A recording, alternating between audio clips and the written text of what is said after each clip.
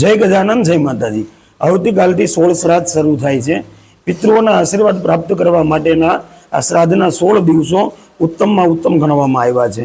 કોઈ પણ અતૃપ્ત આત્મા હોય, કોઈ પણ આપણા એવા પૂર્વજ હોય કે જેની પાછળ શ્રાદ્ધ કર્મ ન થયું હોય, આટલું કરવું જોઈએ। શું કરવું જોઈએ એ જાણતા પહેલા કમેન્ટમાં જય પિતૃદેવ જરૂરથી લખી દેજો અને આ વિડીયોને દરેક સનાતની સુધી શેર કરવાનું ભૂલતા નહીં। એમ કહેવાય પિતૃઓના પૂર્ણ આશીર્વાદ મેળવવા માટે તમારે આ 16 શ્રાદ્ધ પિતૃઓને અર્પણ કરવા જોઈએ। આ 16 શ્રાદ્ધ જો તમે પિતૃઓને અર્પણ કરો છો તો પિતૃઓની વિશેષ કૃપા તમારા જીવનની અંદર તમને પ્રાપ્ત થાય છે। તો કઈ રીતે શ્રાદ્ધ અર્પણ કરવું જોઈએ કે જેની તમને તિથિની ખબર નથી કે કોઈ પણ તમારા પૂર્વજો છે એના આશીર્વાદ તમારે જોતા છે તો દરેક પૂર્વજોના શ્રાદ્ધ આપણે આ 16 દિવસની અંદર આવી જતા હોય છે।